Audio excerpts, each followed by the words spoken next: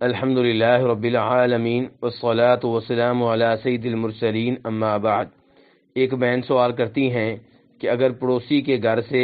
محرم کا کھچڑا اور شربت آ جائے تو اس کا کیا کریں؟ تو گزارش یہ ہے کہ ہم سب جانتے ہیں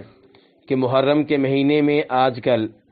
جو کچھ عام طور پہ کیا جا رہا ہے یہ اس دین کے بالکل برعکس ہے جو دین ہمارے نبی جناب محمد صلی اللہ علیہ وسلم دے کر گئے تھے۔ آپ نے ہمیں یہ تعلیمات دی تھیں کہ محرم کے مہینے میں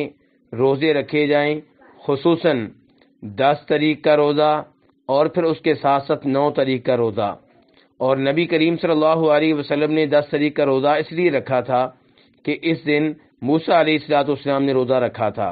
اور انہوں نے روزہ اس لیے رکھا تھا کہ اللہ رب العزت نے انہیں اور ان کی قوم کو اس دن فرعون اور فرعون کے حواریوں سے نجات دی تھی، اور فرعون اور اس کے حواریوں کو اللہ نے سمندر میں غرق کیا تھا۔ تو موسیٰ علیہ السلام نے اس چیز کا شکر ادا کرتے ہوئے اس دن کا روزہ رکھا۔ پیارے حبیب علیہ السلام نے موسیٰ علیہ السلام کی اس معاملے میں موافقت کی اور انہوں نے بھی روزہ رکھا، اور ہم آپ کی سنت پہ عمل کرتے ہوئے، آپ کی تعلیمات پہ عمل کرتے ہوئے 10 محرم کا روزہ رکھتے ہیں، اور اس کے ساتھ ساتھ 9 محرم کا روزہ رکھنے کی بھی کوشش کرتے ہیں، کیونکہ آپ علیہ السلام نے فرمایا تھا، مسلم شریف کی حدیث ہے کہ اگر میں زندہ رہا تو میں آئندہ سال 9 محرم کا روزہ لازمی طور پہ رکھوں گا۔ اس لیے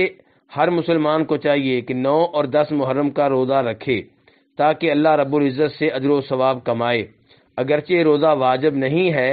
لیکن اس کے فضائل اور فوائد بہت زیادہ ہیں، لیکن افسوس سے کہنا پڑتا ہے کہ مسلمانوں نے آج محرم کے مہینے کو اس مہینے کے مقابلے میں تبدیل کر کے رکھ دیا ہے جو محرم کا مہینہ آپ علیہ السلام کے زمانے میں تھا اور صحابہ کرام رضوان اللہ علیہم اجمعین کے زمانے میں تھا۔ آج کل محرم کے مہینے میں بہت سے ایسے کام ہو رہے ہیں جو درست نہیں ہیں۔ ان کاموں میں سے ایک یہ ہے کہ محرم کے دن، 10 محرم کے دن یا 9 محرم کے دن لوگوں کو شربت پلانا اور ان کے گھر میں کھچڑا وغیرہ بھیجنا۔ تو گزارش یہ ہے کہ یہ تو روزہ رکھنے کا دن ہے، یعنی کہ آپ اس دن اگر کچھ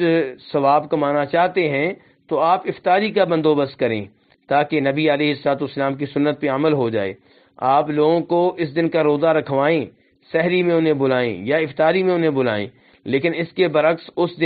دن کے ٹائم پہ شربت وغیرہ تقسیم کرنا اور اس قسم کی چیزیں تقسیم کرنا یہ نبی کریم صلی اللہ علیہ وسلم کے دین کے مطابق نہیں ہے۔ تو اگر ایسی کوئی چیز ہمیں دیتا ہے تو لینے سے انکار کر دینا چاہیے، اخلاق کے ساتھ، پیار کے ساتھ، اور دینے والے کو سمجھانا چاہیے کہ یہ نبی کریم صلی اللہ علیہ وسلم سے یہ چیزیں ثابت نہیں ہیں، تاکہ ہماری طرف سے تبلیغ کا فریضہ بھی سر انجام ہو جائے۔ واللہ تعالی اعلم۔